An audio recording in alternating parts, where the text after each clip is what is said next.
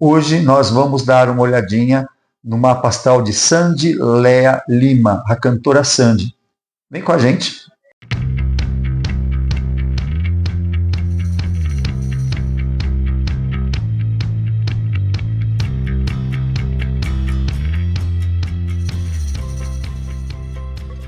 A Sandy nasceu no dia 28 de janeiro de 1983, às 12 horas e 25 minutos, na cidade de Campinas. Portanto, ela é uma aquariana com lua em leão e ascendente em touro. Vou fazer uma coisa um pouco diferente, como a gente é uma artista que está o tempo todo na mídia, a gente teve a oportunidade de acompanhar a carreira dela desde a infância até agora, a vida dela da adulta, fica mais fácil entender. Porque você tem, ao mesmo tempo, o meio do céu lá em Aquário, quer dizer, numa carreira apontando para inovações, né? E, e uma preocupação social, digamos assim, né? Porque você olha lá uma lua em touro, uma lua em touro não, uma lua em leão. Você tem um ascendente em touro. Esse ascendente em touro, ele vai passar uma primeira imagem como alguém conservador. Então, na verdade, quando a gente olha para a Sandy, a primeira impressão que a gente tem era dela ser uma pessoa tranquila, calma, conservadora, apesar dessa lua a lua no fundo do céu que vai estar em Leão e o Sol lá em Aquário. Então você tem essa conjugação de contradições a ser analisadas. O Sol lá no meio do céu em Aquário, para a gente ter uma ideia o que tem a ver com isso, alguns pontos. O primeiro, ela como cantora, de algum modo, ela significa uma inovação diante do seu legado artístico, né? Porque ela vai, a gente olha para o tio dela e para o pai dela, né? O Chitãozinho e Chororó, a gente vê que teve uma inovação. Então, nesse sentido, ela representa uma inovação. Mais do que isso, se você for prestar atenção, uma das poucas vezes que ela se aventurou a trabalhar em novela, foi aquela novela, acho que de 2001, Estrela Guia, que ela fez o papel, a personagem dela se chamava Cristal, e a história se passava numa sociedade alternativa, né, uma coisa meio hippie, e isso é a cara de Aquário. Então, de certa maneira, na carreira, ela sempre tende a buscar inovação e uma vivência voltada para o coletivo. Né? É meio difícil de perceber isso por conta do ascendente dela em touro, que vai dar essa imagem de alguém conservador e tradicional. Outra coisa curiosa que a gente tem no mapa dela é que a gente vai ter essa Vênus também no meio do céu, que vai dar uma doçura maior dentro dessa carreira. Então ela não vai ser uma pessoa inovadora, radical, que choca, ela não vai ser uma pessoa que vai ter aquela coisa assim, nossa, como a Sandy é uma pessoa revolucionária, mesmo porque ela tem essa Vênus ali bem perto, ali, ainda na casa 10, né, dando uma suavidade à figura dela, a profissional, né, a figura dela pública.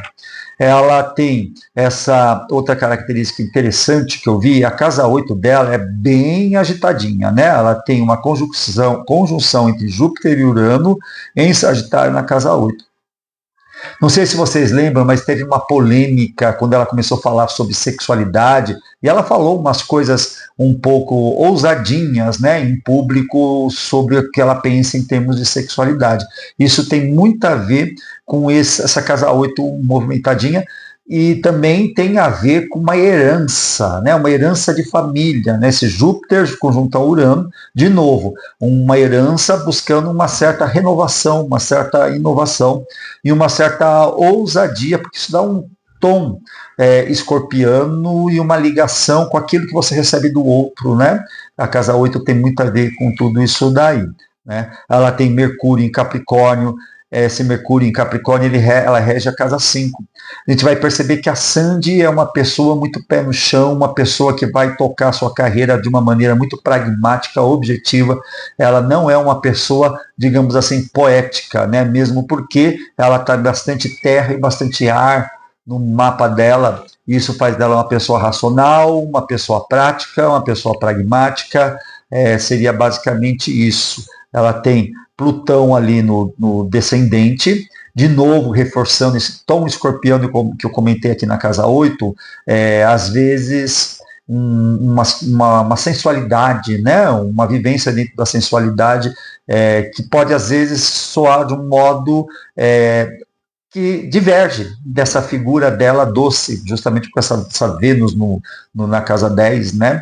E Touro, que também é sensual, mas é sensual ao seu modo, mas sempre passa uma imagem de certo conservadorismo, o que acaba causando esse tipo de situação. Ou seja, uma pessoa que aparentemente é conservadora, mas não é tão conservadora assim não, tá?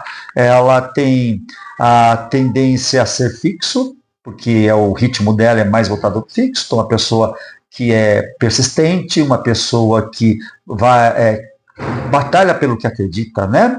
E fraca em cardinalidade, significa que ela precisa de que alguém dê um empurrãozinho para que ela tome essa iniciativa. Então, nesse sentido, como ela nasceu numa família de músicos, provavelmente a família meio que conduziu ela nesse sentido. Outra coisa interessante que eu acho que tem que levar é essa oposição Lua e Sol, né? Significa que ela nasceu num dia de lua cheia. Isso faz a oposição, de um modo geral, significa uma percepção de um conflito entre o instinto e o eu, né? Então vamos dizer assim, quando ele fala do instinto leonino, que é o que ela tem, porque ela tem lua e leão, significa que ela é uma pessoa que instintivamente visa o dela. E ao mesmo tempo, o ego dela tem uma preocupação para o social. Então existe esse embate entre eu vivo para mim ou vivo pelo social, né? O que também faz com que ela tenha uma vida assim no privado bastante forte, né? Ela tem uma preocupação muito grande com as suas vivências familiares no campo do privado. É um mapa predominantemente diurno, apesar da Lua estar lá no fundo do céu, né, dando esse respaldo dentro da família, essa preocupação para a intimidade e para a família, né, e é mais voltado nem tanto para o eu, mas voltado para o outro, certo? Então esse seria o mapa da Sandy. Eu espero que você tenha gostado. Gostou? Deixe o seu like, inscreva-se no nosso canal para a gente continuar com o nosso trabalho e vai prestigiando para o nosso canal crescer. Beijo, abraço, até mais.